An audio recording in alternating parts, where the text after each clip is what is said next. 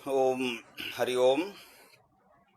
देहि सौभाग्यमारोग्यम देहि मे परमं सुखम रूपम देहि जयम देहि यशो देहि दुसोजेहि। लब्धवृत्त्याश्रय झारखंडोखंडोसित डॉक्टर राजकुमार मिश्र के संयोजकत्व में संस्कृत शौर्य इस फेसबुक के पटल माध्यम से इस समय कारक अध्यापन कराने का अवसर मुझे प्राप्त हुआ है, जो कि आज यह तृतीय दिवस है। चूँकि सप्ताह में प्रत्येक दिन समय नहीं मिल पाता, अतः यह सुनिश्चित हुआ था कि सप्ताह में 2 दिन शनिवार अथवा रविवार को मैं कारक प्रकरण का अध्यापन करवाऊंगा, जिसके सातत्य में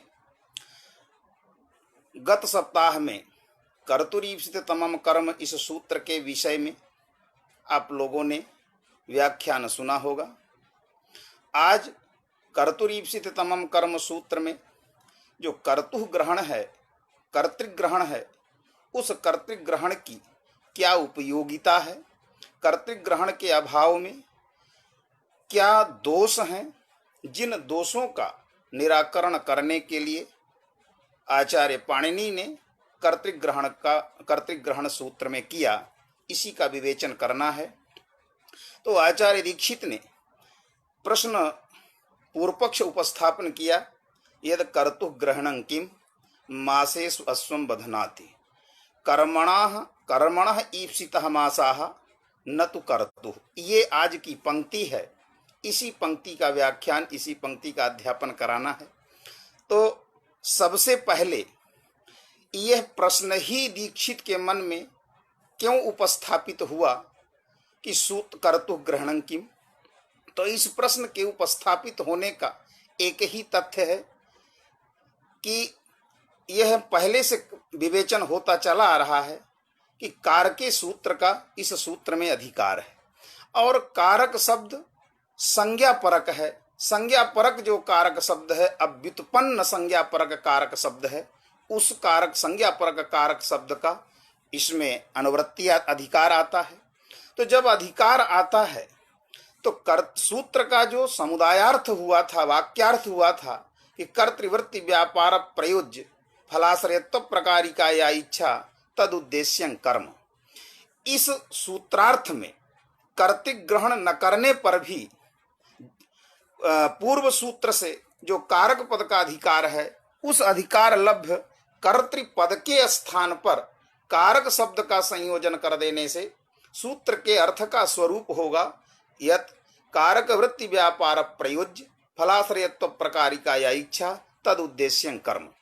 अब कारक वृत्ति व्यापार प्रयोज्य फलाश्रयत्व प्रकारिका या इच्छा तदुद्देश्यं कर्म, इस प्रकार का सूत्रार्थ स्वीकार करने पर भी कर्तृग्रहण करने पर जिन जिन स्थलों में इस सूत्र के द्वारा कर्म संज्ञा होती थी, उन स्थलों में कर्म संज्ञा हो जाएगी। जैसे देवदत्ता हरिम भजति, तो देवदत्ता हरिम भजति इत्यत्र कारकम अस्ति, कारक है देवदत्त, तो कारक वृत्ति व्यापार, देवदत्त वृत्ति व्यापार क्या है, प्रीति अनुकूलो व्यापार, व्यापार प्रयोज्य फल है प्रीति, और तद प्रीत्याश्रय हरि भवतु इत्याकारी का इच्छा है। इस इच्छा का उद्देश्य है मदजन्य व्यापारेण प्रीत्याश्रय हरि भवतु, इस इत्याकारी का जो इच्छा, उस इच्छा का उद्देश्य है कौन, हरि, इसलिए हरि की कर्म संज्ञा हो जाएगी। देवदत्ता हरिम भजति इत्यादि सकलेष्ट सिद्धि कारकाधिकार होने से कर्तृ के पद के स्थान पर कारक पद का संयोजन कर देने से कारक वृत्ति व्यापार प्रयोज्य फलाश्रयत्व प्रकारिका या इच्छा तदुद्देश्यं कर्म इत्याकारक अर्थ स्वीकार कर लेने पर ही सकलेष्ट सिद्धि हो सकती है। सूत्र में कर्तृग्रहण करने की कोई आवश्यकता नहीं है। यही दीक्षित के पूर्व पक्ष का आशय है, इसलिए उन्होंने पूछा कर्तुग्रहणं किम। उत्तर दिया मासेषु अश्वं बध्नाति।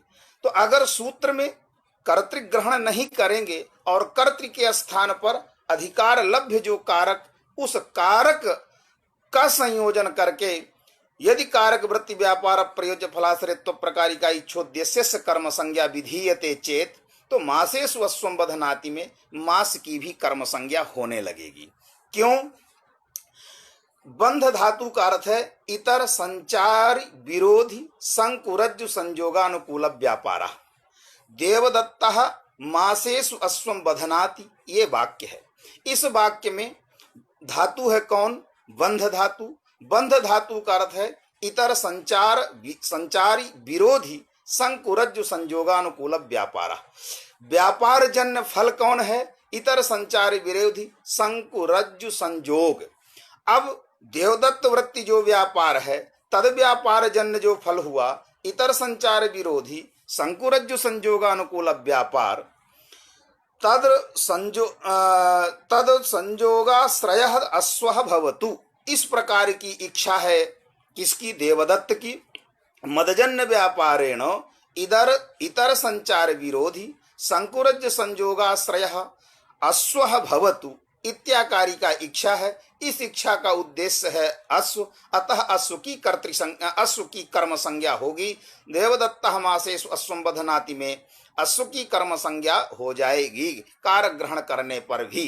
किंतु जैसे प्रकृत उच्चरित जो धातु है बंध धातु, उस बंध धातु का जो अर्थ है इतर संचार विरोधी संकुरज्जु संयोगानुकूल व्यापार, तादृश व्यापार प्रयोज्य फलाश्रयत्व प्रकार की इच्छा का फलाश्रयत्व प्रकारिका या इच्छा, उस इच्छा का उद्देश्य जैसे अश्व है, अश्व की कर्म संज्ञा होती है, उसी तरह अश्व की भी इच्छा है कि मदजन्य व्यापारेण मासाह संयोग गलविलाद संयोगाश्रयो भवतु। क्योंकि भले भक्ष धातु का प्रयोग नहीं है, लेकिन जैसे देवदत्त वृत्ति इच्छा के उद्देश्य को लेकर के अश्व की कर्म संज्ञा होती है, उसी तरह अश्ववृत्ति जो इच्छा है उस इच्छा को तादृश इच्छा उद्देश्य को लेकर के मास की भी कर्म संज्ञा होने लगेगी। क्योंकि भक्ष धातु का अर्थ है गलविलाद संयोगानुकूल व्यापार।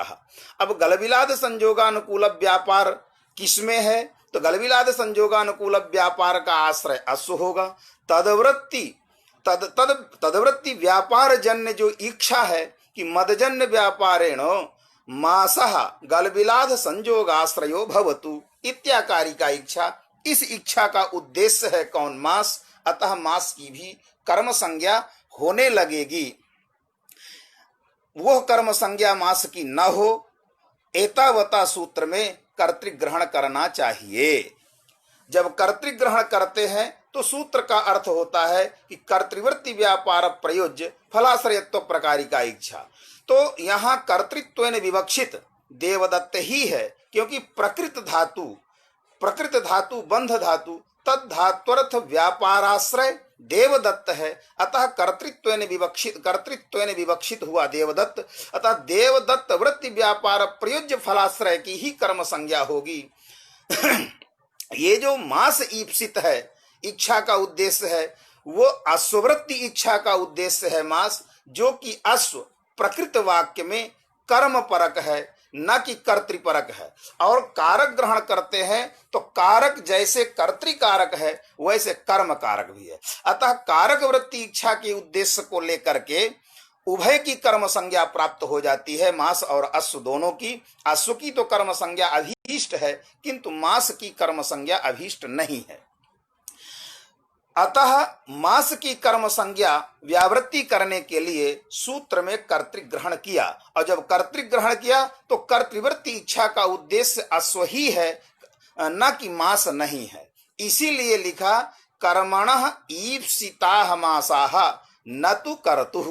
यानी कर्म जो प्रयुक्त वाक्य में कर्मत्वेन उच्चरित जो पद है अश्व, उस अश्ववृत्ति इच्छा का उद्देश्य मास होता है, न कि देवदत्त वृत्ति, न कि कर्तृवृत्ति इच्छा का उद्देश्य है।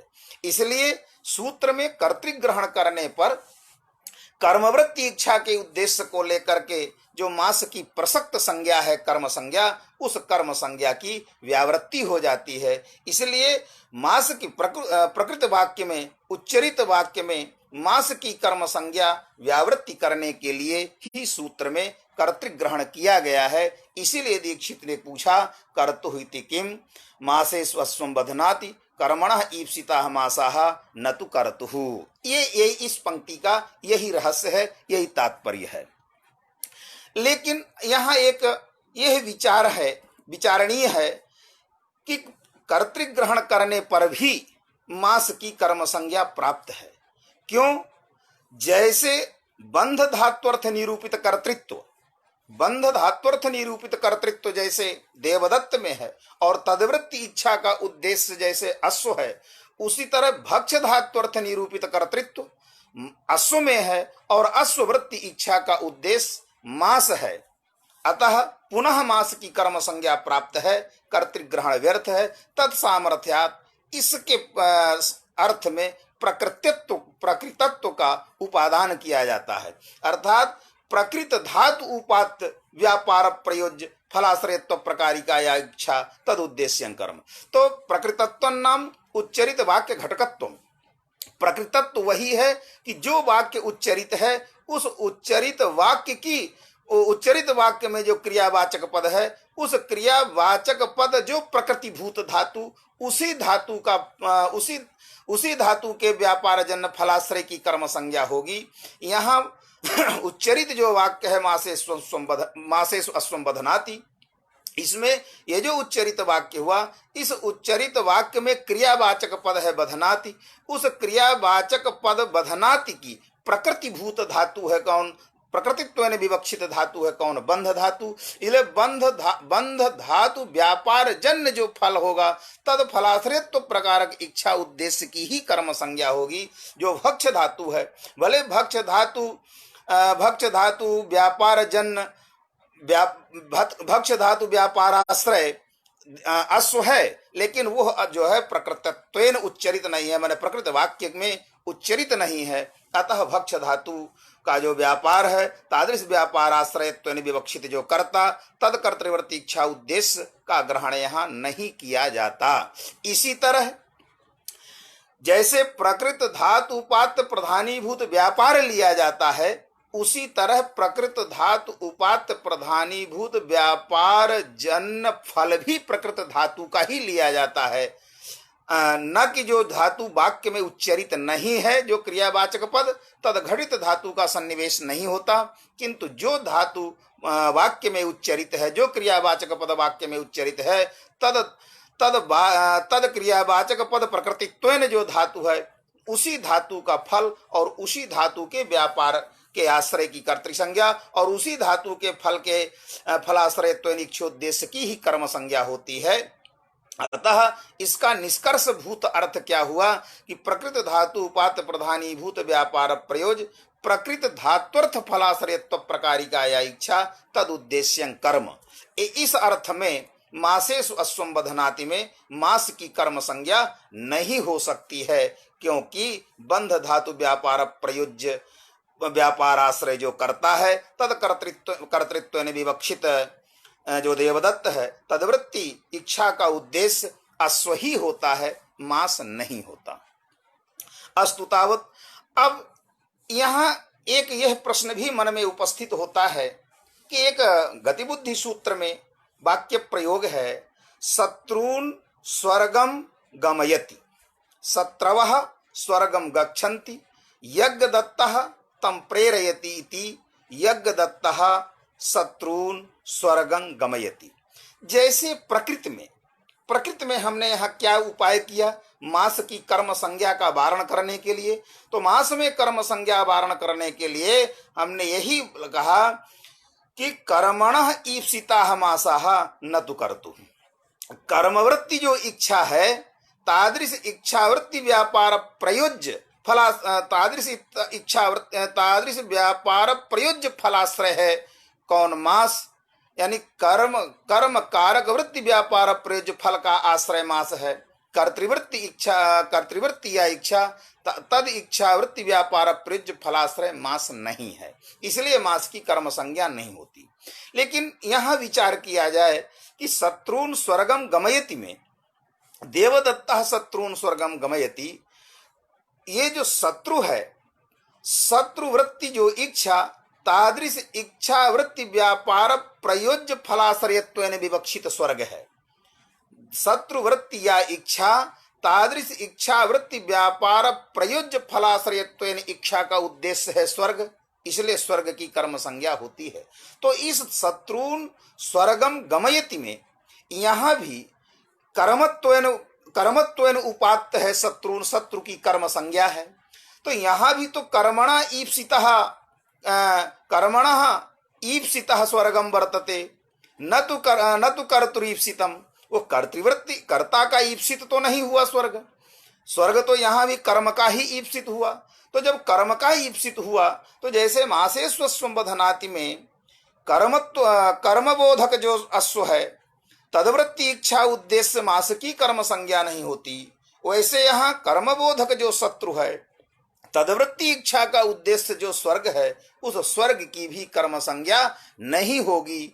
यहाँ भी यही कह सकते हैं कि कर्मणः ईप्सितः स्वर्गः न तो कर्तुः, ये तो कर्म के द्वारा ईप्सित स्वर्ग है, कर्ता के द्वारा नहीं है।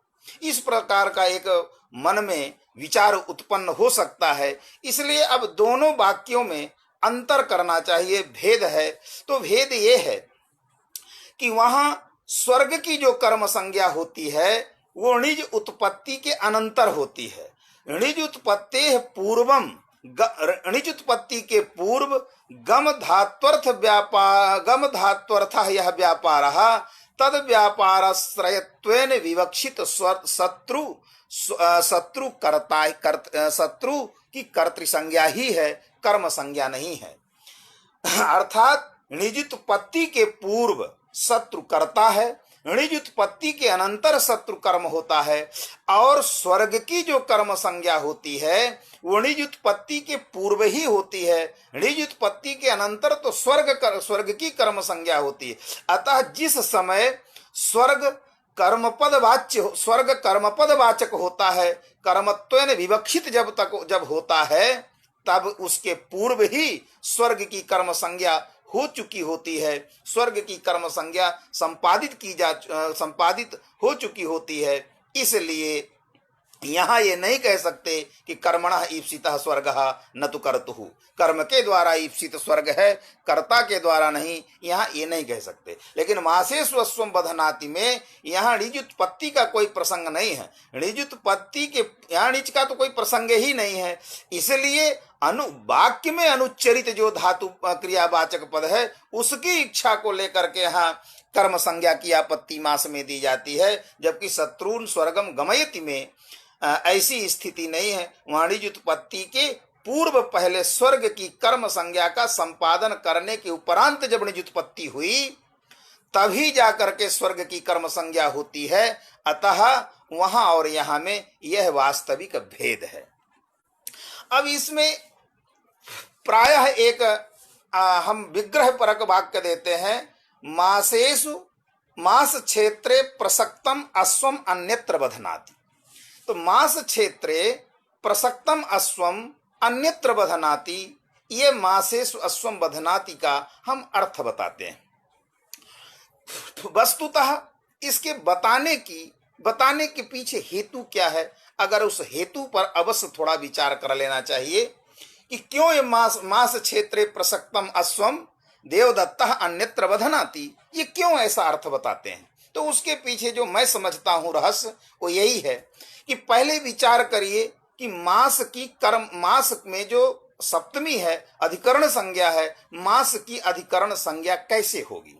ठीक है, मासे स्वस्वम बधनाति में अश्व की तो कर्म संज्ञा हो गई, मास की कर्म संज्ञा एन केन प्रकारेण प्राप्त की व्यावृत्ति हो गई। लेकिन अब विचार करिए कि मास की अधिकरण संज्ञा कैसे होगी, क्योंकि अधिकरण संज्ञा जब तक नहीं होगी तब तक सप्तमी नहीं होगी, और सप्तम में अधिकरणेचा से, और अधिकरण संज्ञा किसकी होती है। तो व्याकरण में जो अधिकरण संज्ञा का निमित्त है वो यही है कि फलतावच्छेदक संबंधेन यह फलाश्रयः तद फलाश्रयस्य यह आश्रयः, अथवा व्यापारतावच्छेदक संबंधेन यह व्यापाराश्रयः तद व्यापाराश्रयस्य यह आश्रयः तस्य अधिकरण संज्ञा। उसी को दीक्षित ने कहा कर्तृकर्म द्वारा क्रियाया आधारस्य अधिकरण संज्ञा। जैसे देवदत्तः कटे से ते, तो यहाँ सिंह धातु का अर्थ स्वप्नानुकूलो व्यापार। स्वप्नानुकूल व्यापार है देवदत्त में। उस देवदत्त का तो व्यापारतावच्छेदकत्वेन जो व्यापाराश्रय हुआ या व्यापारतावच्छेदक संबंधेन जो व्यापाराश्रय देवदत्त हुआ, उस देवदत्त का आश्रय है, यानी व्यापारतावच्छेदक संबंधेन व्यापाराश्रय देवदत्त। तस् देवदत्तस्य आश्रय कट इति। अतः कट की जो है अधिकरण संज्ञा होती है और अधिकरण सप्तमी विभक्ति होती है। देवदत्तः कटे से थे। उसी तरह देवदत्तः स्थाल्याम ओदनम पचति में यहाँ फलतावच्छेदक संबंधेन फलाश्रय है कौन? ओदन। और उस जो फलतावच्छेदक संबंधेन समवाय संबंधेन फलस्य विकृति रूप फलस्य आश्रय ओदनमिति। उस ओदन इति, उस ओदन का आश्रय अधिकरण है कौन? स्थाली। अतः स्थाली की अधिकरण संज्ञा होती है। इसलिए देवदत्तः स्थाल्याम ओदनम पचति ये वाक्य प्रयोग होता है। यानी व्यापारतावच्छेदक संबंधेन व्यापाराश्रयस्य यह आश्रय तस्य अधिकरण संज्ञा, फलतावच्छेदक संबंधेन फलाश्रयस्य यह आश्रय तस्य अधिकरण संज्ञा। अब ये जो फलतावच्छेदक संबंधेन फलाश्रय है, उस फलाश्रय का जो आश्रय उसकी अधिकरण संज्ञा, तो फलाश्रयत्व व्यापारतावच्छेदक संबंधेन जो व्यापाराश्रय हुआ देवदत्ता कटे से ते में देवदत्त, उस देवदत्त का आश्रय कौन है? देवदत्त का आश्रय कट। अब ये थोड़ा विचार करना है कि देवदत्त और कट की जो आश्रयता है, वो आश्रयता नियामक वहां संबंध क्या है? तो आश्रयता नियामक संबंध है संजोग। तो और इसी तरह देवदत्तः स्थाल्याम ओदनम पचति में फलतावच्छेदक संबंधेन फलाश्रय जो ओदन है, उस ओदन का संजोगेन आश्रय है कौन? स्थाली। यानी व्यापारतावच्छेदक संबंधेन व्यापाराश्रय का जो आश्रय होगा वो संजोग संबंधेन होगा। इसी तरह कहीं समवाय संबंधेन भी आश्रय होता है। तो कर्ता और कर्म का संजोग अथवा समवायन जो आश्रय होता है उसी की होती है अधिकरण संज्ञा। अब कर्ता और कर्म का जो संजोगेन आश्रय अथवा समवायन, तो प्रकृति में हमने जो उदाहरण दिया वो संजोग संबंध के ही दिया। घटे रूपम अस्ति, ये जो है समवाय के इत्यादि के उदाहरण हो जाएंगे। तो अब संजोग होता है दुष्ट, और जब संजोग दुष्ट होता है तो जो देवदत्त का कट के साथ संबंध है, संजोग संबंध, यानी व्यापाराश्रय जो देवदत्त, उस देवदत्त का संजोग संबंध है ना आश्रय जो कट हुआ, वो संजोग दुष्ट होने के कारण देवदत्त में भी है और कट में भी है। तो कट से ही क्यों सप्तमी विभक्ति होगी, देवदत्त से क्यों नहीं होगी? इसके दो तरह के समाधान हैं। एक तो समाधान ये है कि कट से ही सप्तमी क्यों होगी, देवदत्त से क्यों नहीं होगी, वो तो, लेकिन इसका पहला समाधान यही है कि जब दोनों के मध्य संजोग संबंध है तो संजोग का एक प्रतियोगी होता है और एक अनियोगी होता है। देवदत्ता कटे से ते में जो सिंह धातु हुई स्वप्नार्थक, तद व्यापाराश्रय जो देवदत्त, उस देवदत्त का जो संजोग है कट में, उस संजोग का कौन प्रतियोगी होगा और कौन अनियोगी होगा? तो देवदत्त होता है प्रतियोगी और कट होता है अनियोगी। इसलिए ये कहते हैं कि व्यापारतावच्छेदक संबंधेन जो व्यापार आश्रय, उसका जो आश्रय, तो उसका जो आश्रय है वह आश्रय अनियोगी है। तो जिस प्रतियोगी होगा व्यापार आश्रय, तो देवदत्त जहां प्रतियोगी का आश्रय अनियोगी हो सकता है, ऐसे अनियोगी से ही सप्तमी विभक्ति होती है। ऐसे अनियोगी वाचक शब्द से ही सप्तमी विभक्ति होती है, प्रतियोगी वाचक से सप्तमी विभक्ति नहीं होती है। इसीलिए इसको आप इस उदाहरण से समझिए कि बदरे कुंडम, तो वदरे कुंडम में बदर कुंडे बदरम, बदरे कुंडम ने कुंडे बदरम, तो कुंडे बदरम में कुंड और बदर दोनों का संयोग संबंध है। तो कुंड से ही सप्तमी क्यों हुई, बदर से क्यों नहीं हुई? तो यहाँ कुंड और बदर का जो संयोग है, उस संयोग का प्रतियोगी है कौन? बदर, और अनियोगी है कुंड। तो प्रतियोगी भूत जो बदर है, उस बदर की अधिकरणता, उस बदर की आश्रयता, उस बदर की वृत्तिता कुंड में संभव है, लेकिन कुंड की जो वृत्तिता है वो बदर में संभव नहीं है। इसलिए यस प्रतियोगिनः वृत्तिता अनियोगितायां संभवति या अनियोगित्वेन विवक्षिते संभवति, तत्र अनियोगी वाचकात् प्रातिपदिकात् एव सप्तमी विभक्ति। इसलिए कुंडे बदरम तो प्रयोग होता है, लेकिन बदरे कुंडम यह प्रयोग नहीं होता है। अब प्रकृति में देखिए, देवदत्ता कटे सेते में, यहाँ प्रतियोगी वाचक शब्द, यहाँ जो दोनों का कट और देवदत्त का जो संयोग है, उस संयोग में प्रतियोगी वाचक शब्द है, प्रतियोगित्वेन विवक्षित है देवदत्त, यानी प्रतियोगिता है देवदत्त में और अनियोगिता है कट में। तो जो प्रतियोगित्वेन विवक्षित देवदत्त है, उस देवदत्त की वृत्तिता कट में संभव है, इसलिए कट से सप्तमी होगी। लेकिन कट की वृत्तिता देवदत्त में संभव नहीं है, अतः देवदत्त से सप्तमी विभक्ति नहीं होती है संयोग के दुष्ट होने पर भी। अथवा ये कह सकते हैं कि दूसरा उत्तर ये भी है कि देवदत्त में कर्तृत्व भी है व्यापाराश्रयत्वेन, और दुष्टत्वेन संयोगस्य दुष्टत्वेन अधिकरणत्व भी प्राप्त है। अधिकरणत्व क्यों नहीं होगा? क्योंकि कर्ता के द्वारा अधिकरण संज्ञा का बाध होगा, तो अब प्रतियोगी वाचक से जो होगी वो प्रथमा ही होगी, अनियोगी वाचक से जो होगी वो सप्तमी होगी। ये सप्तमी विभक्ति के उपपत्ति की एक स्थिति है। अब यह प्रकृति में आइए, मासेषु देवदत्तः मासेषु अश्वम बध्नाति।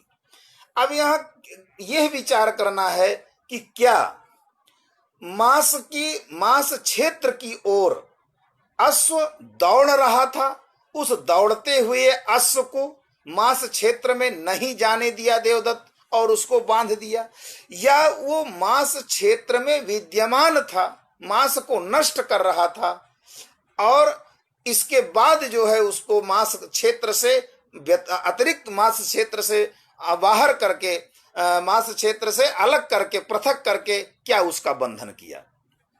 यदि मास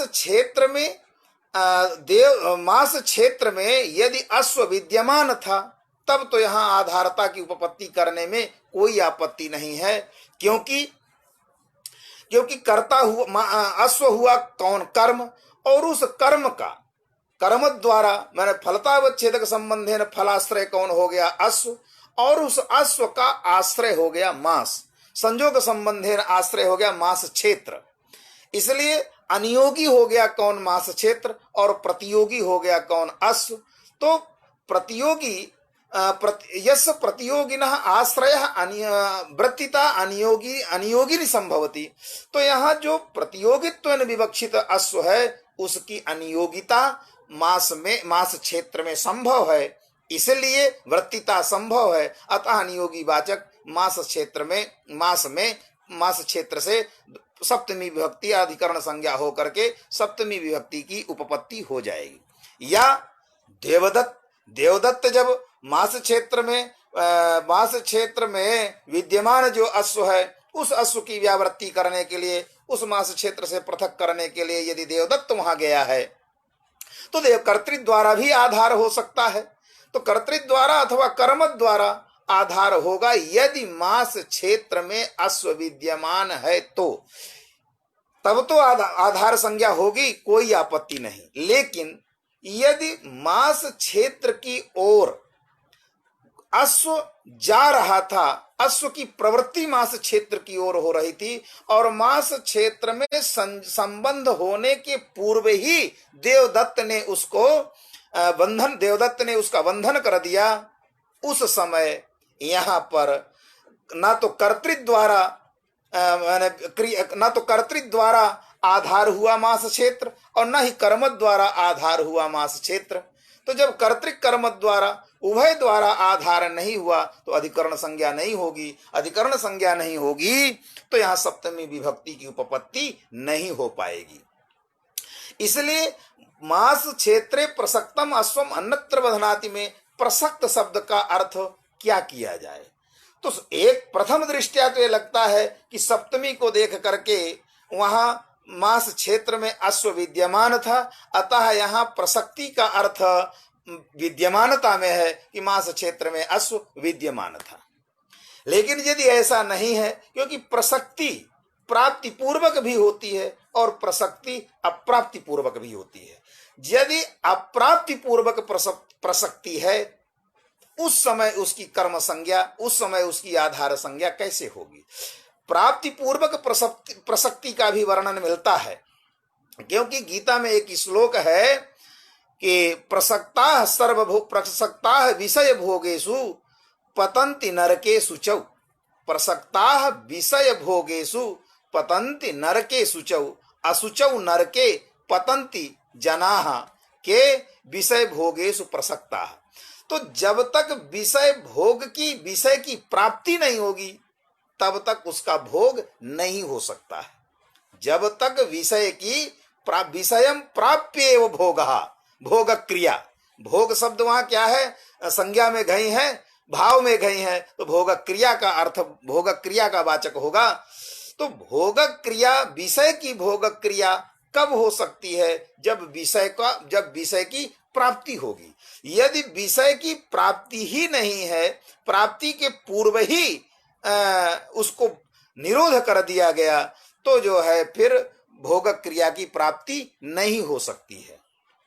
इसलिए यहां पर प्रसक्ता विषय भोगेषु पतंति नरकेषु चौ, यह जो वाक्य है गीता का, जो यह वाक्य है, इस वाक्य में प्रसक्ति प्राप्ति पूर्वक है, संबंध पूर्वक प्रसक्ति है। लेकिन यदि संबंध पूर्वक प्रसक्ति नहीं होगी, जैसा कि अदर्शनम लोपः सूत्र में शास्त्रतः प्रसक्ति अर्थतः प्रसक्ति, अर्थतः जो प्रसक्ति है वहां उसका प्रयोग नहीं है।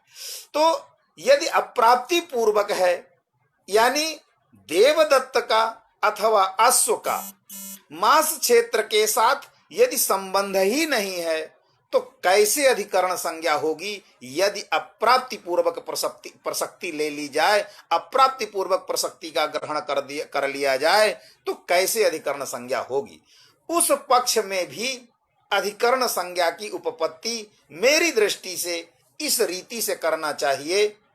वैसे तो रीति में भी बता रहा हूं, वैसे तो यह है कि व्यवस्थितयोः उभयोः पक्षयोः एकस्मिन् पक्षे लक्ष्य सिद्धे पक्षांतरेण दोष दानम अनुचितम। ये सिद्धांत है कि जहां दोनों पक्ष व्यवस्थित हों, यदि वहां एक पक्ष से लक्ष्य की सिद्धि हो सकती है, इष्ट की सिद्धि हो सकती है, तो दूसरे पक्ष से दोष देना उचित नहीं है। तो यदि प्राप्ति पूर्वक प्रसक्ति लेने पर, संबंध पूर्वक प्रसक्ति का ग्रहण करने पर यदि सप्तमी का उपादान हो सकता है तो फिर पक्षांतर का ग्रहण करके दोष देना उचित नहीं है। यद्यपि यह है सिद्धांत, किंतु वादी भद्रम न पश्यति। इस सिद्धांत के आधार पर यदि कोई अप्रसक्ति पूर्वक ही कोई लिया, माने संबंधा भाव पूर्वक ही यदि प्रसक्ति लिया, ग्रहण किया, तब कैसे अधिकरण संज्ञा होगी। तो उसकी अधिकरण संज्ञा की उपपत्ति इस प्रकार से की जा सकती है। भगवान भाष्यकार ने निमित्तात् कर्म योगे इस वार्तिक का प्रत्याख्यान करने के लिए सप्तम में अधिकरणे च में एक उपाय बताया है। वो उपाय ये है कि सप्तम में अधिकरणे च में यद्यपि सिद्धांत कौमुदी में लिखा कि एतद समुच्चयार्थम, लेकिन वहां चकार का जो अनुक्त समुच्चयार्थ है, वो अनुक्त समुच्चयार्थ कहा कि सप्तम में अधिकरण संज्ञा यद्यपि कारकस्य भवति किंतु चकार ग्रहणात् अकारकस्यापि क्वचित अधिकरण संज्ञा। तो यदि अकारकस्यापि क्वचित अधिकरण संज्ञा, तो निमित्तात् कर्म योगे इस वार्तिक की अब कोई आवश्यकता नहीं है। कैसे नहीं है, इसका प्रसंग जब आएगा तो मैं उपादन करूंगा। तो क्वचित अकारकस्यापि अधिकरण संज्ञा चकारक ग्रहण सामर्थ्यात्, इससे निमित्तात् कर्म योगे का खंडन भी हो जाता है। वार्तिक का अलग से उपाख्यान नहीं, उपसंख्यान नहीं करना पड़ता, व्याख्यान नहीं करना पड़ता। तो चकार ग्रहणात् अकारकेष्वपि अधिकरण संज्ञा, माने नहीं भी कारक है फिर भी वो अधिकरण माना जाता है। बहुत सारे उदाहरण दिया, वीणायाम तंत्र वीणायाम शब्द इत्यादि का अनेक उदाहरण दिया। तो यदि अप्राप्ति पूर्वक प्रसक्ति है, यानी मास क्षेत्र को वह प्राप्त नहीं किया है, तब तो कारकत्व नहीं होगा, और कारकत्व नहीं होगा तो अकारक होगा। अकारक पक्ष, अकारक में भी अकारकेषु क्वचित् सप्तमी अधिकरण संज्ञा ततः सप्तमी, अकारक में भी सप्तमी अधिकरण संज्ञा होती है और उससे सप्तमी विभक्ति होती है। अतः यदि प्रसक्ति पूर्वक माने संबंध पूर्वक यदि प्रसक्ति है, तब तो अकारक मान करके जो सब अधिकरणे चा में चकार को अनुक्त समुच्चयार्थक, और वो अनुक्त क्या है, अकारकस्यापि, तो अकारक मान करके भी चकारक ग्रहण सामर्थ्यात् अधिकरण संज्ञा करके मास में सप्तमी का उपादान करना चाहिए। और यदि प्रसक्ता विषय भोगेषु पतंति नरके शुचौ, इस गीता सिद्धांत के आधार पर वहां प्रसक्ति विषय की प्राप्ति पूर्वक भोग ही संभव है, तो वहां संबंध पूर्वक प्रसक्ति बताया है। तो यदि संबंध पूर्वक प्रसक्ति है तब तो अधिकरण संज्ञा में कोई आपत्ति नहीं है। यही है मासेषु अश्वम वधनाति कर्तुः किम, मासेषु अश्वम वधनाति कर्मणः ईप्सितः मासाः न तु कर्तुः। अब यहाँ द्वितीय प्रकरण आया तमपग्रहणं किम। यहां भी थोड़ा विचार कर लेना चाहिए कि ये प्रश्न का उदय ही क्यों हुआ, तमपग्रहणं किम। पैसा, ये तो पैसा ओदनम भुंगते तो चलो उसका प्रत्युदाह वो फल है, लेकिन तमप ग्रहण नहीं करना चाहिए तो अभीष्ट सिद्धि हो कैसे सकती है, ये कैसे प्रकारांतर से अभीष्ट सिद्धि तमप ग्रहण के अभाव में भी मान रहे हैं। तो पहले थोड़ा तमप ग्रहण पर ही विचार कर लेना चाहिए कि वस्तुतः यहां तमप प्रत्यय पहले हुआ किससे है। तो प्रायः यही है कि तमप प्रत्यय अतिसायने तमविष्ठनौ सूत्र से यहां तमप प्रत्यय हुआ है। अब अतिसायने में पहले अतिसायने तमविष्ठनौ में यदि हम अतिसायन का अर्थ समझ लेंगे तो तुरंत शीघ्र यह ज्ञात हो जाएगा कि तमप प्रत्यय का यहां अर्थ है क्या। तो अतिसायन जो शब्द है वो अति पूर्वक अति उपसर्गक सिंग स्वपने धातु से भाव में लुट प्रत्यय करिए तो अतिसायन शयन शब्द होगा, और वहां लिखा निपातनात् दीर्घा, माने सिंग स्वपने धातु से जब शयन भाव में लुट प्रत्यय करेंगे तो अर्थ होगा शयन, शब्द का साधुत्व होगा शयन रूप में। और शयन शब्द में चूंकि यहाँ कोई वृद्धि का निमित्त नहीं है कि उपधा को वृद्धि हो जाए, तो लिखा है निपातनात् दीर्घा, इसलिए सायन शब्द में निपातनात् दीर्घ है और अति उपसर्ग है। यद्यपि सिंह धातु स्वप्नार्थक, सिंह धातु स्वप्नार्थे वृत्ति ही, स्वप्न रूप अर्थ में उसकी वृत्तिता है, शक्ति है, लेकिन अति इत्युपसर्ग बलात् अति पूर्वक सिंह धातु हो प्रकर्षे अर्थे शक्ति ही। तो अति पूर्वक जो सिंह धातु है उसका अर्थ है क्या, प्रकर्ष, इसलिए अतिसायन का अर्थ हुआ यहाँ प्रकर्ष। और आगे दे रहे तमप, यानी प्रकर्षे अर्थे तमप। लेकिन यदि अतिसायन का ही अर्थ प्रकर्ष है तो सायने में जो सप्तमी है उस सप्तमी का अर्थ क्या होगा। तो मेरी दृष्टि से जहां जो कि भावार्थक लुट यहां माने हैं, तो जब भावार्थक जो प्रत्यय होते हैं वो प्रकृत्यर्थ मात्र के ही अनुवादक होते हैं। यानी अति सी का जो अर्थ है, अति उपसर्गक सिंह धातु का जो अर्थ है वही अर्थ है अतिसायन का। तो चूंकि अति उपसर्गक सिंह धातु की वृत्ति है प्रकर्ष अर्थ में, इसलिए अतिसायन का अर्थ हुआ प्रकर्ष। और सप्तमी का अर्थ मान लेते हैं जनकत्वम सप्तम्य अर्थ। तो जब सायने में जो सप्तमी है, जब उसका जनकत्वम सप्तम्य अर्थ कहेंगे तो सप्तम्य अर्थ हुआ जनकत्व, और यानी प्रत्ययार्थ हुआ जनकत्व, और प्रकृत्यर्थ हुआ प्रकर्षत्व। तो चूंकि जनकता यद किंचित निष्ठ जन्यता निरूपिता एवं भवति, जनकता यद किंचित निष्ठ जन्यता निरूपित होती है और जन्यता भी यद किंचित निष्ठ जनकता निरूपिता ही होती है। तो जो कि यहाँ जनकत्वम सप्तम अर्थ है, इसलिए जन्यता कौन, जनकता यद किंचित निष्ठ जन्यता निरूपिता, तो प्रकृति जन्यता किन निष्ठा, प्रकृति में जो जन्यता है वो जन्यता किन स्वरूपा है, तो यहाँ और कोई दूसरा है नहीं, उपस्थितत्वात् प्रकर्ष निष्ठा। अतः प्रकर्ष निष्ठ जन्यता निरूपित जनकतावान, जनकतावान कह भवति, तमप प्रत्येश प्रकृति भवति। प्रकर्ष निष्ठ जन्यता निरूपित जनकतावान, तो कह जनकतावान का भविष्यति, क्या होगा जनकतावान, तो जिस प्रकृति से तमप हुआ है वही प्रकृति जो है प्रकर्ष की जनकतावान होगी। इसीलिए लिखा कि तमपः तमप प्रत्ययार्थः प्रकृत्यर्थे अन्वयति, यानी तमप गत जो प्रकर्षत्व है वो प्रकृति से ही है, प्रकृति से ही उक्त रहता है, ये केवल उसको द्योत्यार्थ आता है। तो अब तम प्रत्यय की प्रकृति कभी जातिवाचक शब्द हो सकता है, तो जहां जातिवाचक शब्द से तमप होगा वहां जाति के प्रकर्षत्व को द्योतित करेगा, जहां गुणवाचक शब्द से जहां गुणवाचक शब्द से तमप प्रत्यय होगा वह गुणवाचक, वहां गुण का ही प्रकर्षत्व द्योतित करेगा, और जहां क्रियावाचक शब्द से तमप प्रत्यय होगा वहां क्रिया की प्रकर्षता को द्योतित करेगा। इसलिए प्रकर्षनिष्ठ जन्यता निरूपित जनकतावान, तो जनकतावती प्रकृति ही। अब यहाँ पर प्रकृति में प्रकृति क्या है, तम प्रत्यय की प्रकृति है कौन, ईप्सित, और ईप्सित शब्द ये सुनिश्चित हो चुका है कि ईप्सित शब्द क्रियापरः न तो अभिप्रेत परः रूढ़ः। ईप्सित शब्द क्या है, क्रियापरक है, अभिप्रेत परक रूढ़क नहीं, रूढ़ी नहीं है, यानी ईप्सित शब्द क्रिया प्रवृत्ति निमित्तक है। तो जब ईप्सित शब्द क्रिया प्रवृत्ति निमित्तक है और क्रिया प्रवृत्ति निमित्तक प्रकृतिक ईप्सित शब्द से तम प्रत्यय का विधान करेंगे तो क्रियागत ही प्रकर्ष द्योतित करेगा, अन्य के प्रकर्ष को द्योतित नहीं कर सकता। इसलिए जहां क्रियागत प्रकर्ष द्योतित होता होगा वही कर्म, वही संप्रदाय, वही कर्म संज्ञा होगी। जहां क्रियागत प्रकर्ष द्योतित नहीं होता होगा वहां कर्म संज्ञा नहीं होगी।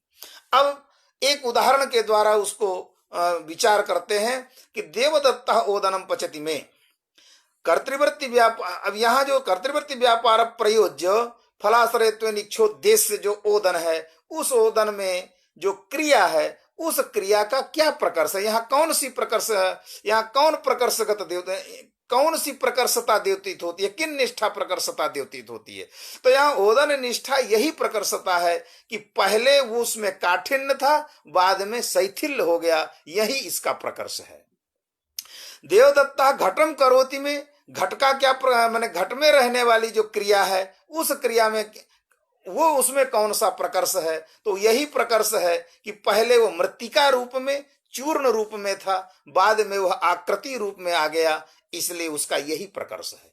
तो यानी जहां प्रकर्ष होगा क्रियागत, जहां जो जिस क्रियावाचक पद का प्रयोग है और जिस क्रियावाचक व्यापार प्रयोज्य फलाश्रय की कर्म संज्ञा होती होगी उसमें यदि क्रियागत प्रकर्ष होगा तब तो कर्म संज्ञा होगी, अन्यथा कर्म संज्ञा नहीं होगी। यही अतिसायने में जो सप्तमी और प्रकृति माने प्रकृति प्रत्यय समेकित, प्रकृति प्रत्यय समुदाय से जिस अर्थ की ध्वनित, जिस जो अर्थ ध्वनित होता है, जिस अर्थ की प्रतीति होती है वो यही अर्थ है। तो ठीक है, देवदत्ता ओदनम पचति में ओदन में प्रकर्ष क्रिया का प्रकर्ष द्योतित होता है, क्रिया का प्रकर्ष भाषित होता है। देवदत्ता घटं करोति में क्रिया का प्रकर्ष भाषित होता है। लेकिन आदित्यम पश्यति ज्ञानम घटम पश्यति, अब आदित्यम पश्यति में जो दर्शन क्रिया है वो दर्शन क्रिया निरूपित कौन सा प्रकर्ष द्योतित होता है, किस प्रकर्ष की वहां प्रतीति होती है, क्या आदित्य में किसी तरह का परिवर्तन हुआ है, क्या कोई क्रियाकृत विशेषता दिखाई दे रही है, क्या घटम पश्यति में जो दर्शन क्रिया है तादृश क्रिया निरूपित प्रकर जो क्रिया घट में है क्या उसमें घट में रहने वाली जो क्रिया है क्या उस क्रिया में कोई प्रकर्ष द्योतित हो रहा है। तो जब नहीं प्रकर्ष द्योतित हो रहा तो फिर घटम पश्यति आदित्यम पश्यति की कर्म संज्ञा कर्तुरीप्सित तमम कर्म से नहीं होनी चाहिए। इसलिए आदित्यम पश्यति अथवा घटम पश्यति और घटम करोति, दोनों स्थलों में कर्म संज्ञा करना है। तो अब कैसे कर्म संज्ञा करेंगे? क्या यहां प्रकर्ष न माने, प्रकर्ष की अभिवक्षा कर लें?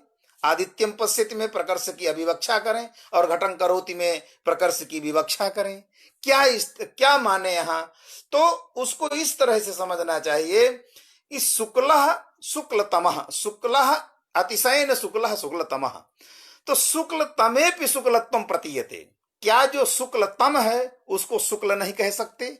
कह सकते हैं, क्योंकि प्रकृति शुक्लतम की जो प्रकृति है शुक्ल गुणवाचक, उसी के तो प्रकर्ष को द्योतित कर रहा है। तो जो शुक्लतम है वो शुक्ल भी है, उसी तरह जो ईप्सित तम है वो ईप्सित भी है। तो जब शुक्ल यथा शुक्लतमः शुक्लः एव, उसी तरह ईप्सित तमः ईप्सितः एव। तो जब ईप्सित तमः अपि ईप्सितः एव, तो जहां ईप्सित तम मान करके कर्म संज्ञा का उपादान कर रहे हैं घटं करोति इत्यादि स्थल में, वहां के भी कर्म संज्ञा की उपपत्ति हो सकती है। तो जब ईप्सितमः ईप्सित यथा शुक्लतमः शुक्लः एव भवति शुक्लः अपि भवति तथैव ईप्सिततमः ईप्सितः अपि भवति। तो जब ईप्सिततम भी ईप्सित हो गया, शुक्लतम भी शुक्ल हुआ की तरह, शुक्लतम शुक्ल की तरह ईप्सित तम भी ईप्सित हो गया। तो जहां आप तम के आधार पर कर्म संज्ञा करते हैं वहां ईप्सित मान करके ही कर्म संज्ञा की उपपत्ति हो जाएगी। कोई आवश्यकता नहीं है तमप ग्रहण करने की। यह प्रश्न मन में रख करके पूछा तमप ग्रहणं किम। अब उसका उदाहरण दिया, कौन? पैसा ओदनम भुंगते। लेकिन उसके पहले यदि सूत्र में तमप ग्रहण नहीं करेंगे तो सूत्र का स्वरूप होगा कर्तुः ईप्सितं कर्म।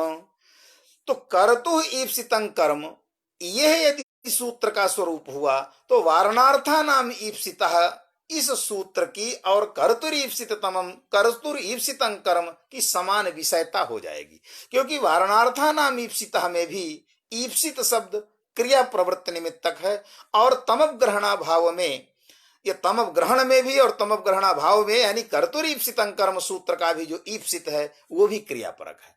तो दोनों के क्रियापरक होने के कारण यह दोनों की समान विषयता है। तो जब दोनों की समान विषयता है तो या तो कर्म संज्ञा ही होगी ईप्सित स्थल में, या तो अपादान संज्ञा ही होगी। तो चूंकि वारणार्था नाम ईप्सितः जो ये सूत्र है, इस सूत्र की जो उद्देश्यतावच्छेद का क्रांति है वो केवल वारिधात्वर्थ विषयक ही है।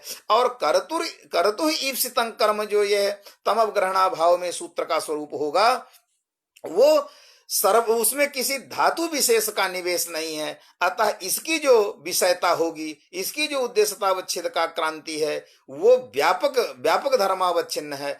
और वारणार्था नाम ईप्सितः में यतः विशेषतः वारि धातु का सन्निवेश है, इसलिए वो व्याप्य धर्मावच्छिन्न है।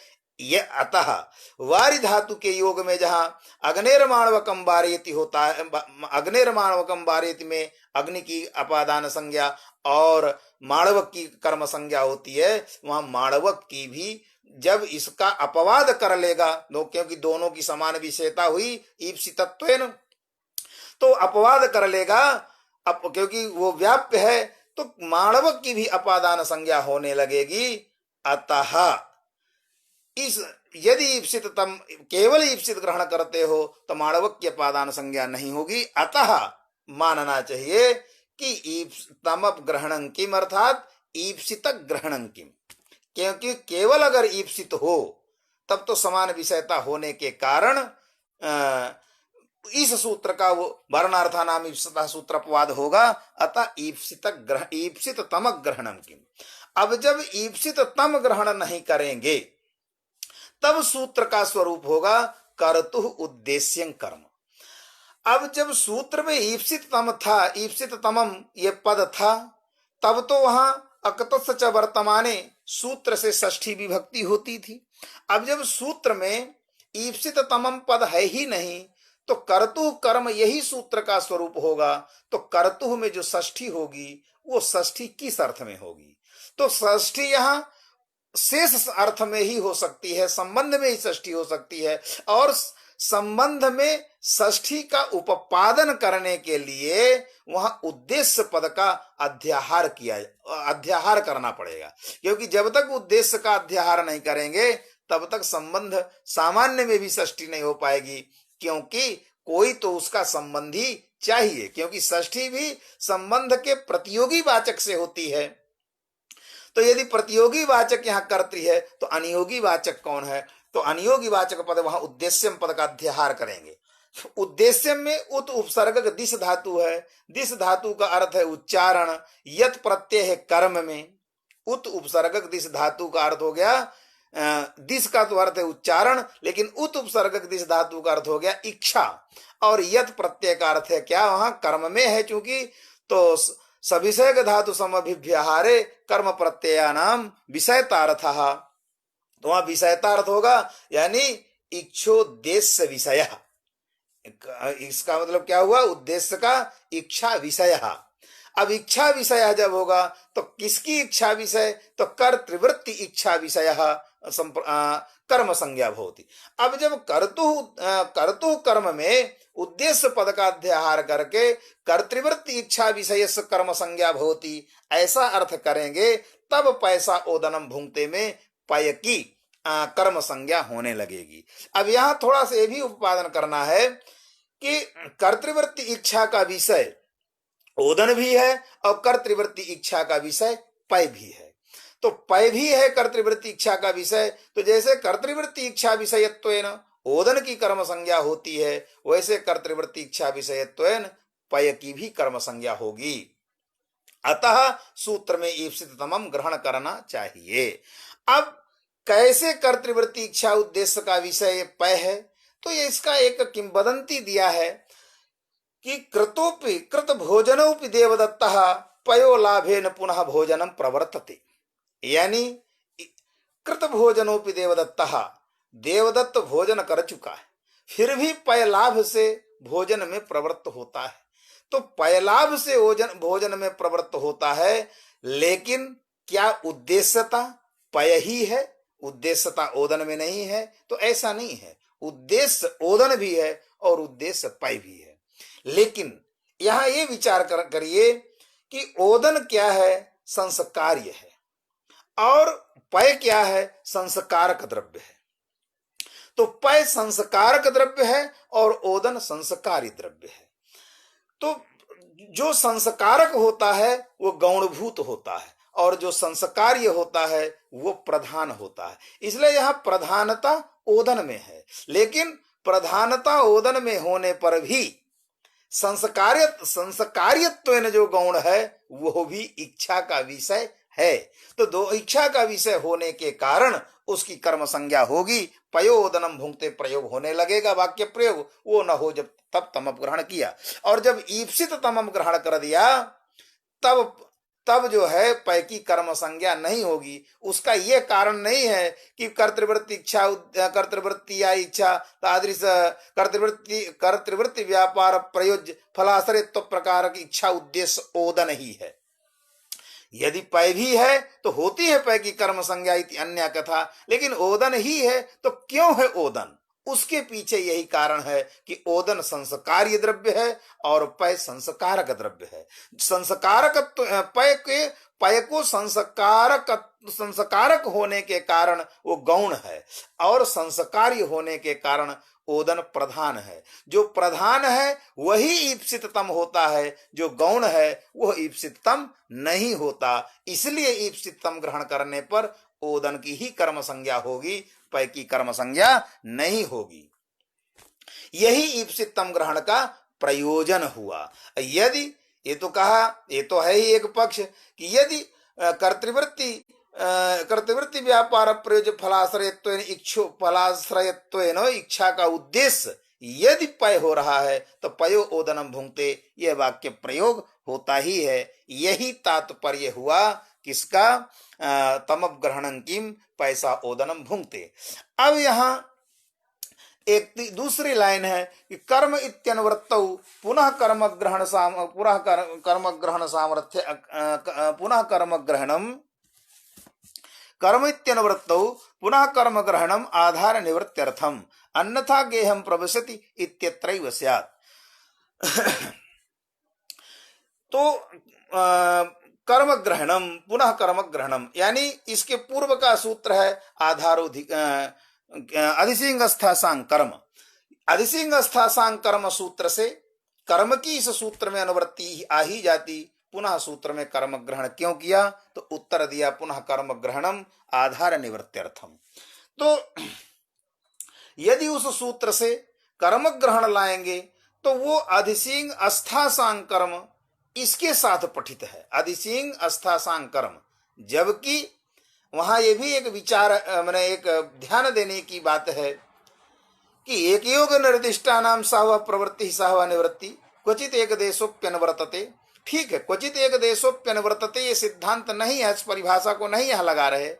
एक योग निर्दिष्टा नाम साहवा प्रवृत्ति साहवा निवृत्ति, तो एक योग जो पद है, अगर हम योग का अर्थ कर दें कि समासत्वेन जो एक योग है, यानी जिन पदों का परस्पर में समास है उस समस्त पद में से यदि किसी अनुवृत्ति होगी तो पूरे समस्त की होगी, अन्यथा नहीं होगी। यहां जबकि अधिसिंग अस्था साम ये पृथक पद है और कर्म पृथक पद है, यहाँ एक योग नहीं है, फिर भी वहां एक योग का अर्थ करना चाहिए एक कार्योद्देश्यक पठितानाम पदानाम, एक कार्योद्देश्यक पठितानाम पदानाम।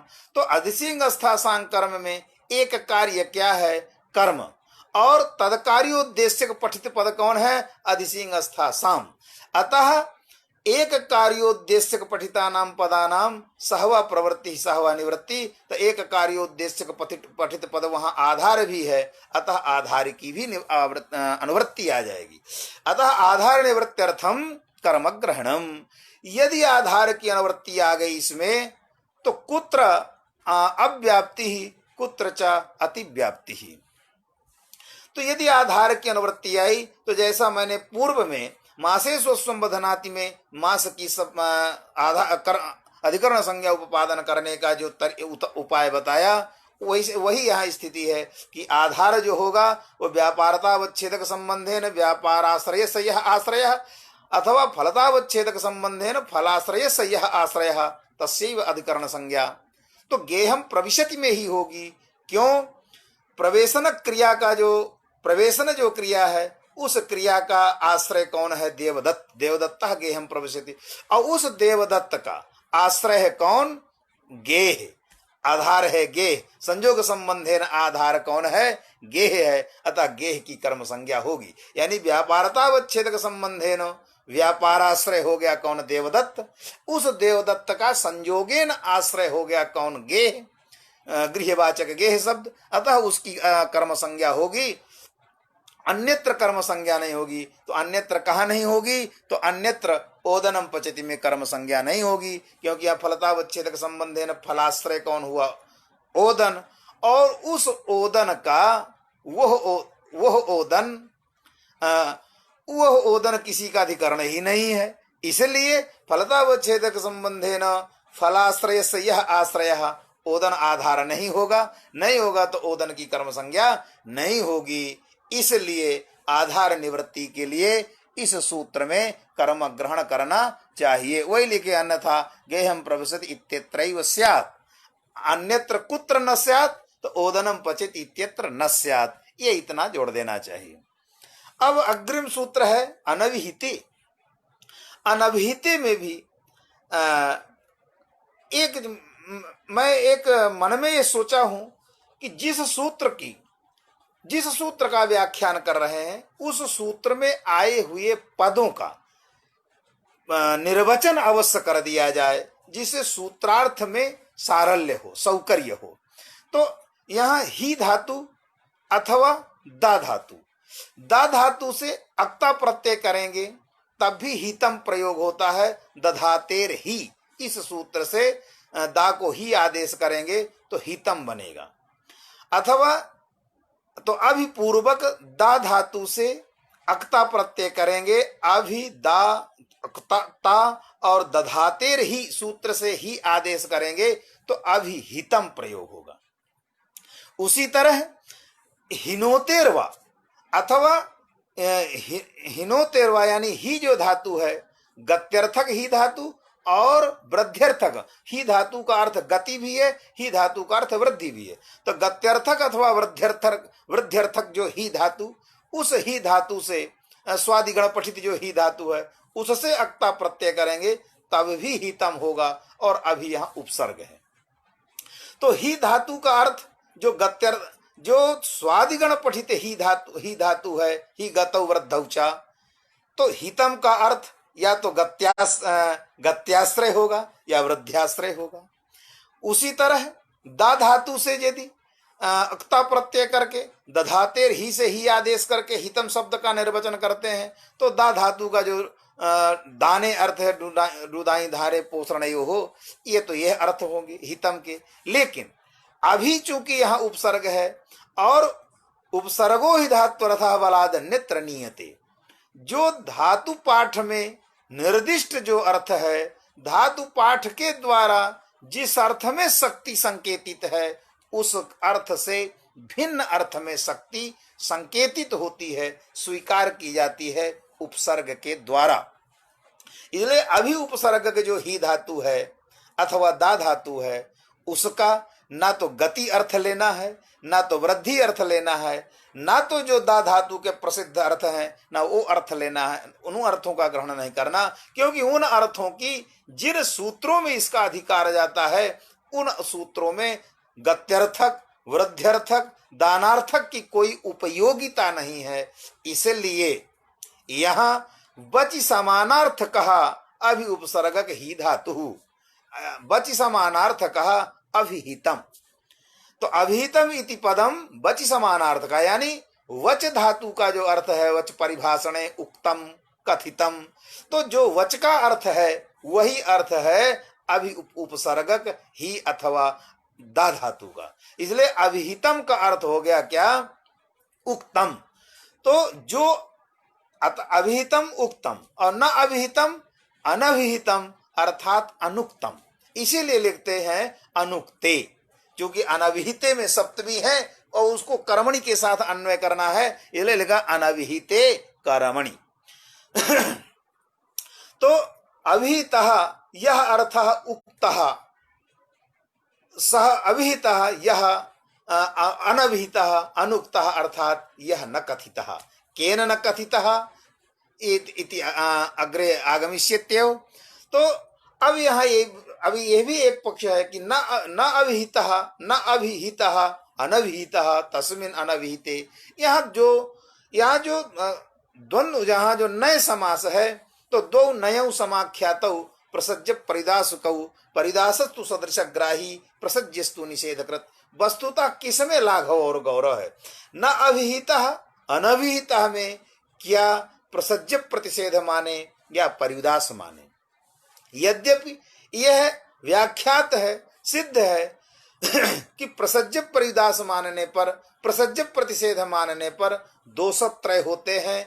एक तो पहले वाक्य भेद, इसके बाद प्रथम वाक्य से प्राप्त, दूसरे वाक्य से निषेध और असमर्थ समास की कल्पना इत्यादि।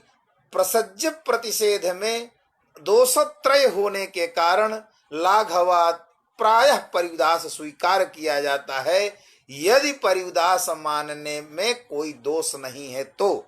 यदि परिदास मानने में कोई दोष होता है तो अगत्या, तब अगत्या प्रसज्य प्रतिषेध माना जाता है। यहाँ प्रकृत स्थल में चूंकि चाहे अभिहिते न भवति यह अर्थ करें, या अनुक्त अभिहित भिन्ने यानी अनुक्ते भवति यह अर्थ करें, दोनों में कोई अंतर, दोनों में कोई दोष नहीं, यानी परिदास मानने पर भी, परिदास मानने में कोई दोष नहीं है। तो जब कोई दोष नहीं है तो फिर अगत्या जो प्रसज्य माना जाता है वो प्रसज्य मानने की आवश्यकता नहीं है। एतावता यहाँ परिदास है और इस परिदासार्थक अनभिहिते सूत्र की अनुवृत्ति अधिकार अग्रिम सूत्रों में जाता है। अब अनभिहिते में भी यहाँ सप्तमी विभक्ति है और सप्तमी जो उसकी प्रकृति है कौन अनविहित, प्रत्यय हुआ कौन ङी। अब यहां भी यह विचार करना चाहिए कि अनविहित में जो सप्तमी है सप्तम्यर्थ कहा, यहाँ क्या सप्तम्यर्थ हो सकता है, तो सप्तम्यर्थ अत्र विषयता, क्योंकि विषयता संबंधेन आगता या सप्तमी सा विषय सप्तमी। तो यहाँ जो है अनविहिते की जो सप्तमी है उसको विषय अधिक विभक्तियां या तत्तद विभक्तियां होती हैं। अब अधिकृत के विषय में मैं यहाँ पहले बता चुका था कि समान कर्तृकयो पूर्व काले प्राचामक्त्वा इस सूत्र के द्वारा जहां एक क्रिया के दो कर्ता होते हैं उसमें जो पूर्व कालिक क्रिया है उसी से अक्त्वा प्रत्यय होता है। यहाँ तो अधिकृत में अधिकरणक क्रिया नहीं, अधिकारक क्रिया है और दूसरी कोई क्रिया नहीं है। तो जब दूसरी कोई क्रिया उपात्त में नहीं है, वाक्य में उपात्त, तो कैसे अक्त्वा प्रत्यय होगा? इसका एक बार हम कारकेति अधिकृत में समाधान कर चुके हैं कि यहाँ पाणिनि अनविहिते इति सूत्रम अधिकृत्य आह।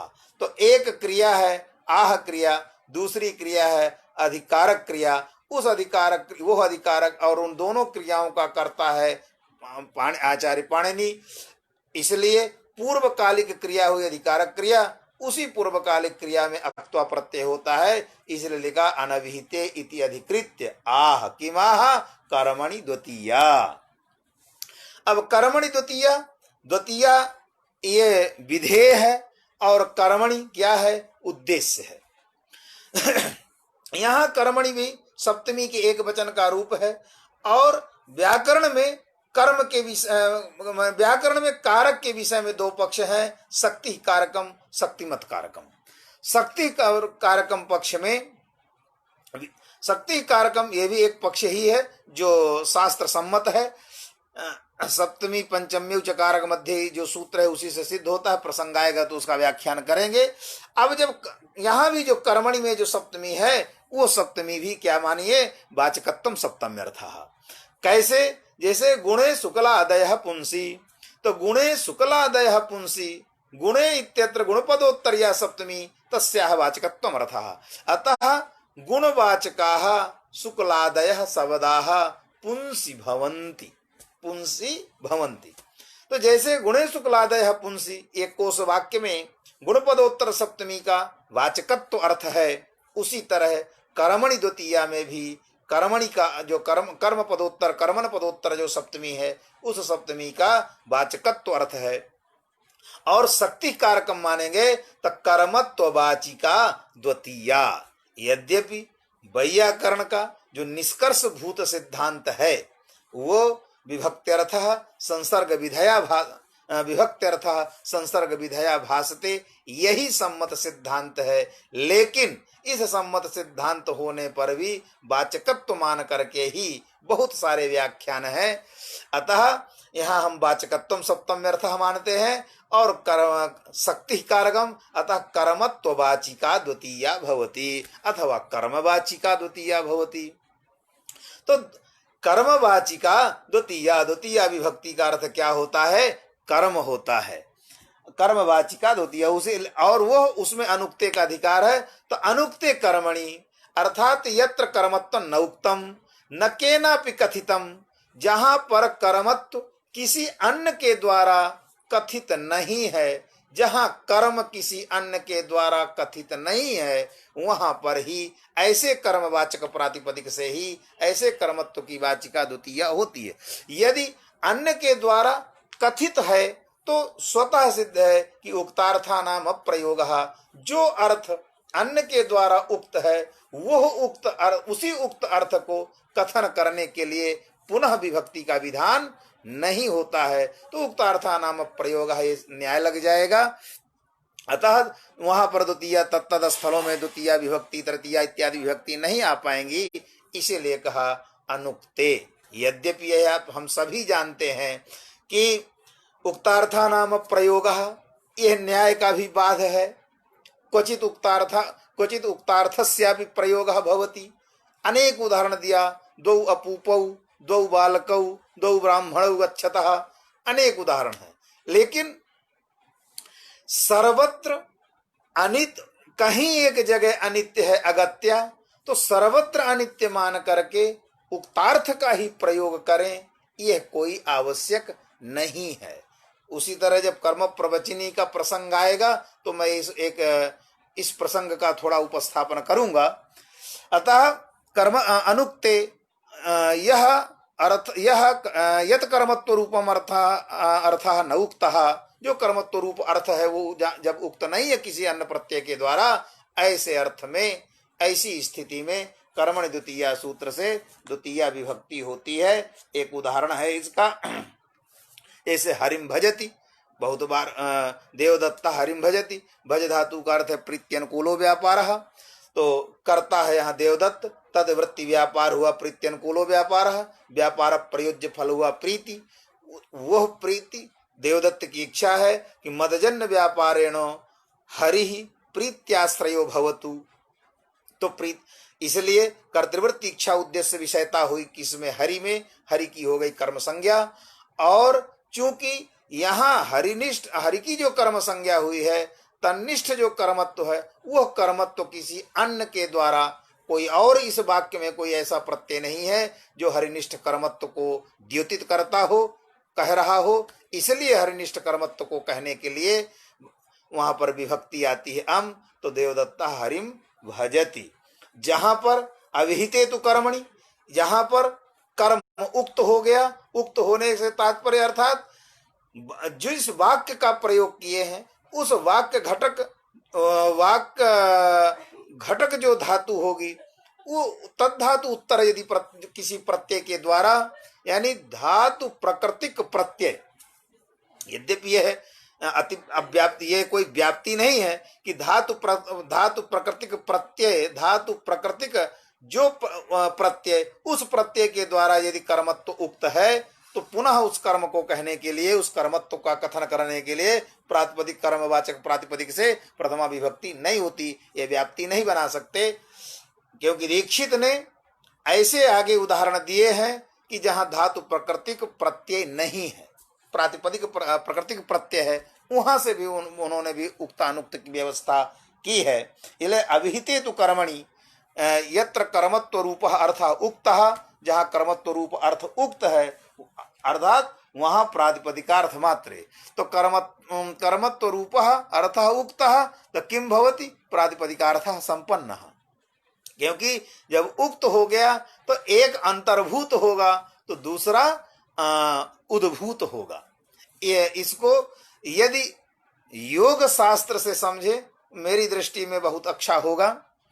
चित्त की 5 अवस्थाएं बताया, क्षिप्त, विक्षिप्त, मूढ़, निरुद्ध और एकाग्र। तो ये जो 5 अवस्था हैं, क्षिप्त, विक्षिप्त, मूढ़, निरुद्ध और एकाग्र, ये चित्त की ही 5 अवस्थाएं हैं। लेकिन एक कालावच्छेदेन कभी 5 अवस्थाएं नहीं होती हैं। एक का उद्गम, एक का उदय होता है, प्रादुर्भाव होता है, तो दूसरे का अंतर्भाव हो जाता है। यानी एकावस्था यदा अंतर्भूता भवति तदैव द्वितीया अवस्था प्रादुर्भूता भवति। अगर उसकी क्षिप्तावस्था में है तो जब तक क्षिप्तावस्था का क्षय नहीं होगा तब तक विक्षिप्तावस्था का उदय नहीं होगा, और जब तक विक्षिप्तावस्था का उदय नहीं होगा, क्षय नहीं होगा, तब तक मूढ़ावस्था का नहीं होगा। इसी तरह मूढ़ावस्था का जब क्षय होता है तो निरुद्धावस्था के प्रादुर्भाव होता है, और जब निरुद्धावस्था का क्षय हुआ तब एकाग्रावस्था का उदय हुआ। कहने का तात्पर्य यह है कि ये जो चित्त की 5 अवस्थाएं हैं, ये हैं चित्त की ही, लेकिन एक कालावच्छेदन 5 नहीं होती। जब एक अवस्था का क्षय होता है, जब एक अवस्था अंतर्भूत होती है तब दूसरी अवस्था प्रादुर्भूत होती है। ठीक उसी तरह समझना चाहिए कि अंतर्भूतः तो प्रातिपदिकार्थ संपन्न। तो जो कर्मत्व रूप अर्थ है, यदि वो किसी के द्वारा उक्त है यानी अंतर्भूतः जाता है, यदि अंतर्भूतः जाता है तदा द्वितीय अर्थ यानी प्रातिपदिकार्थ संपन्न हो जाता है। तो प्रातिपदिकार्थ जब संपन्न होगा तो ये नियम पहले कर चुके हैं कि प्रातिपदिकार्थे प्रथमैव भवति, तो प्रातिपदिकार्थ में प्रथमा ही होती है, उसी को लिख रहे हैं अभिहिते तु कर्मणि प्रातिपदिकार्थ मात्रेति तो प्रथमैव। अब अभिधान किसके किसके द्वारा होता है इसका उपस्थापन कल करेंगे सभी श्रोताओं को, और इस समुदाय को नियंत्रण करने वाले जितने आचार्यगण हैं, हमसे जो श्रेष्ठ हैं, उन सभी श्रेष्ठ गणों को, समुदाय को नियंत्रण करने वाले आचार्य गणों को पुनः पुनः नमस्कार, और जो बड़े हैं उनको प्रणाम करते हुए, जो मुझे मेरे अनुज समान हैं उनको भगवान महाकाल से उनकी कुशलक्षेम की प्रार्थना करते हुए आज मैं अपनी वाणी को यहीं विराम देता हूँ। आगे अभिधान कल जो है अभिधानं च प्रायेण तिङ् कृतद्धित समास ही यहाँ से व्याख्यान करेंगे। सर्वेभ्यो नमो नमः।